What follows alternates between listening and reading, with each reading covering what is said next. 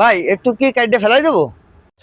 বেটা তুই যে এটা কাইটে হেলাবি, এই তো কালকে ডেলিভারি দেওয়া লাগবে, এই কাজ করতেছ না কারণ রেডি করবি কালকের ভিতরে এটা ডেলিভারি দিতে হইবে। আর ওই মিস্ত্রি যারা কামে চলছে ফাঁকি দেয়, এখন দেখ ঠিক মতন কাজ করে কিনা, এইসব খেয়াল তোর রাখতে দায়িত্ব দিছে, তুইও তো এই উল্টো পুল্টো শুরু করছো। জি ভাই, এটা এখনই করে দিচ্ছি। হ্যাঁ তাড়াতাড়ি কর।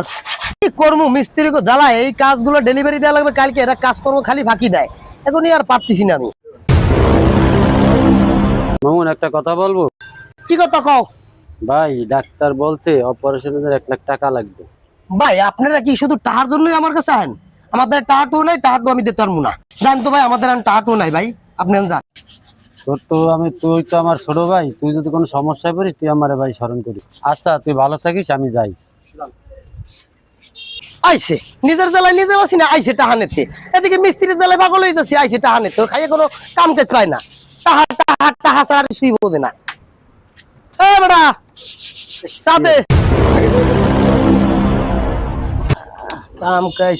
ভাই একটা কথা কমু? ক ক এই যে আপনারা দুই ভাই যে কথা কইলেন শুনলাম, আপনার বড় ভাইটা তো অসুস্থ, আপনার কাছে 1 লাখ টাকা চাইলো, আপনার তো আছে। আছে তো কি হয়েছে, তুই এত কথা কৌকা, তোরে জিগাইছি মুই। আর উচিত ছিল টাকাটা দেয়া, যেহেতু আপনার আছে, আপনারই তো ভাই, টাকাটা দেওয়া উচিত ছিল। এ তুই কথা না কই কাম কর, এমনি তো কামে ফাঁকি, আর বাবার বুড়ো বুড়ো কথা কও, কাম কর, এত বুঝিস না, আমার জ্বালাই খাচ্ছে। এটা ভালোভাবে রং করবা ঠিক আছে, তাহলে কোনো জয় জমেলা না হয় ঠিক আছে। আর ওদিকে ওই মালগুলো গোছাই ফেলাও, ওই কালকে ডেলিভারি দেওয়া লাগবে।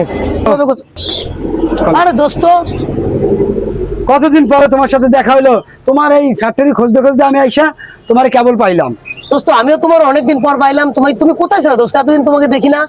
অ্যাকচুয়ালি ওই কাজের বিষয়ে অনেক ব্যস্ত ছিলাম। আকবর আমার দোস্তকে একটা চেয়ার দাও তো।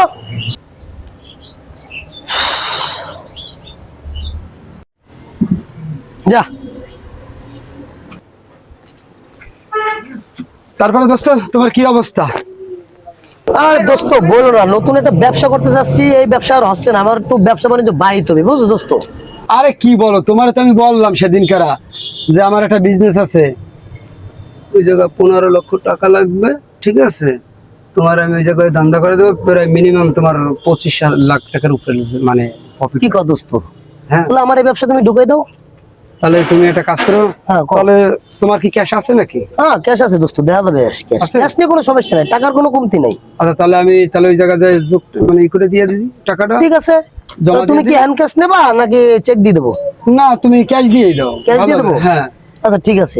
একবার ওই জায়গায় আমার ওই ইসের টাকা রাখা আছে, ওই যে ইসের ভিতরে দেখো তো, এটা নিয়ে এসো তো ফাইলের ভিতরে।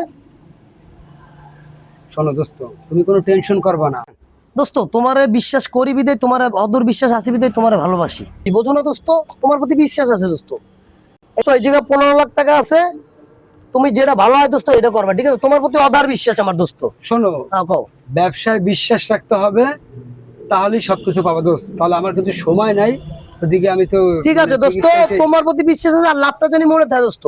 অবশ্যই তুমি পাবা। যেভাবে কইছো ওইভাবে জানি কাজ করবো হয়, তারও টাকা লাগলে আরো দেবো, টাকা নিয়ে কোনো কমতি অবশ্যই নাই, ঠিক অবশ্যই আছে? অবশ্যই অবশ্যই। আচ্ছা ঠিক আছে দোস্ত। তুমি এই নিয়ে টেনশন করো না। আচ্ছা তুমি কি কিছু খাবা দোস্ত? না না ধন্যবাদ, সিগারেট আমি খাও? না না ঠিক আছে, আমি এটা খাই না ইয়া।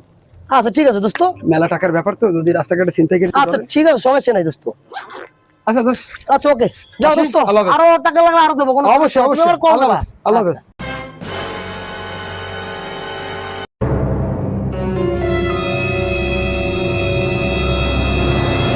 আসসালামু আলাইকুম মামুন সাহেব।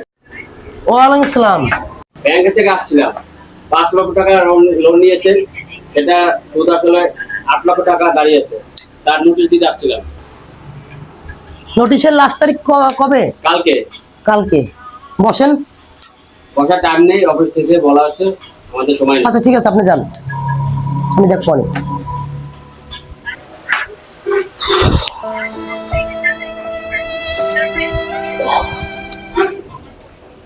এত তাড়াতাড়ি নোটিশটা দিয়ে ফেলাইলো, আমি এখন কি করবো? আমি তো সর্বসত্য হয়ে গেছি। দেখি তো এই বিপদের সময় আমি আমার দোস্তকে ফোন দিই, আমার দোস্তই আমার সর্বস্ব, আমি দোস্তকে একটা ফোন দিই।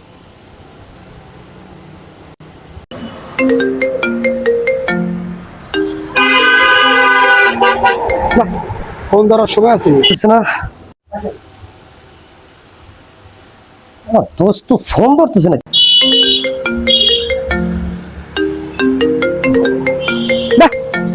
তোমার ফোন আর আমি ধরবো না। শোনো, তুমি তোমার সাথে কোনো ব্যবসা হবে না। টাকা যা নেওয়ার নিছি নিয়ে গেছে। আপনাদের বলছিলাম মামুন সাহেব অফিস কি এটা নাকি? মামুন সাহেব আছেন নাকি? জি স্যার আসি। আপনার নামে ব্যাংক থেকে নোটিশ আসছে, আমি থানা থেকে আসছি, আপনাদের থানায় যেতে হবে আমাদের সাথে। জি স্যার বসেন।